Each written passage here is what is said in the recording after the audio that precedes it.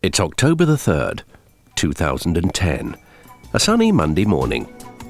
John Smith is gently woken by his favourite music playing out from a plasma screen located beside his bed. As John shows signs of being awake, the screen automatically changes modes and begins showing the latest news, personalised to his interests, from Daily Teletext, the leading European information source. Noting that Leeds are celebrating their fourth consecutive double by signing 12-year-old Brooklyn Beckham for a world record €200 million, John gets more key news stories by simply saying, "Headlines." The speech recognition software automatically streams a video of the US President Will Smith greeting the new UK Prime Minister Anne Widdecombe.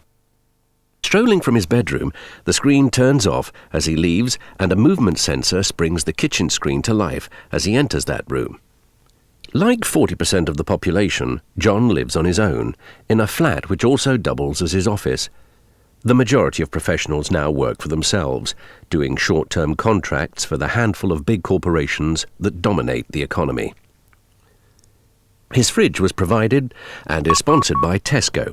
It continuously monitors its contents and automatically orders the required groceries from Tesco. They're delivered to a secure fridge at the local 24-hour corner shop so John can collect them whenever he wants. John sees that the fridge is telling him that there is a delivery waiting for him at the corner shop now. Would he like it delivered straight away? Saying, "Yes, please," triggers a message saying, "Your groceries will be with you in 10 minutes. Making a quick breakfast of Vitamin and Smart drug-enhanced cornflakes, a menu approved by his private health consultant, John picks up a digital newspaper. This single plastic sheet has a wireless connection to the net and shows the daily teletext contents. The pages are updated or changed with the click of a button. John also likes to take time to play with his Sony robot pet dog.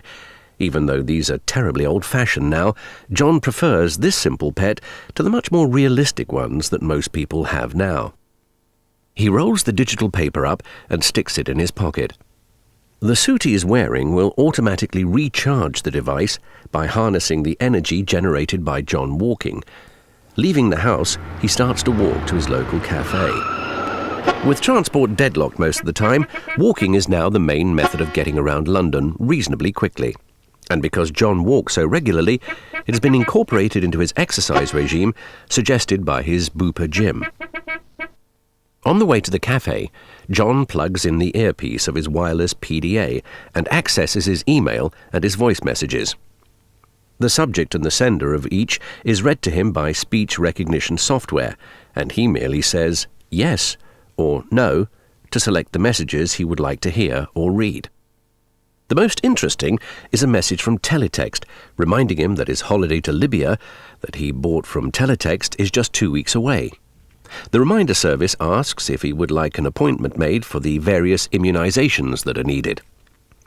As he walks along the streets, surrounding plasma screen posters change as they pick up his profile from his PDA. John has contracted his marketing profile management to Delaney Lund Knox Warren, who gather fees from those marketers who want to reach John with their messages. John has specified what he's interested in, so he is only exposed to promotions that are relevant to him.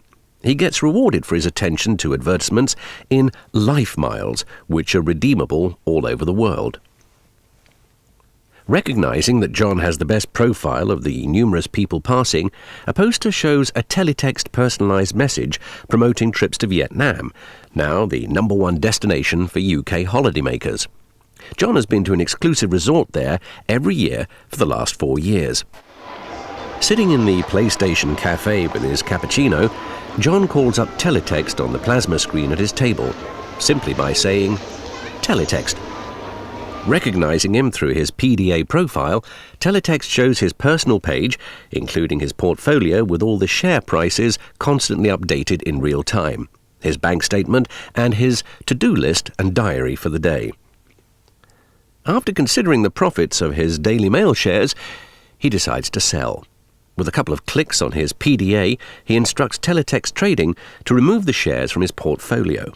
Moments later, John's portfolio adjusts, and he sees his bank account balance increase from the transferred profits. Realizing he needs to be on the other side of town for a meeting, he drinks his coffee and makes for the door. No chance to play Tomb Raider 14 today. Walking along the road towards the tube station, he checks his PDA for teletext travel information. Using GPS, teletext can pinpoint John's exact location, and when he says, "Chelsea Harbour," the speech recognition software allows teletext to show the current journey times for train, river taxi and hoverbus, along with warnings about traffic delays along the way. Deciding that the river is the best bet, he walks to the boat station and requests a ticket. The tickets are purchased using the eye's iris for identification as he walks through the gate. The ticketing machine transmits an authorization code to John's PDA and charges the cost to a smart card within the PDA. All of this is done using wireless devices. At the end of the day, John decides he needs to relax and heads home for some TV viewing. As he enters the room, the plasma screen turns on and John checks what is on the 5,000+ channels available. Rather than go through the whole choice, teletext shows only details of those programs that he has watched before for more than 5 minutes, plus the new ones that match his viewing history profile.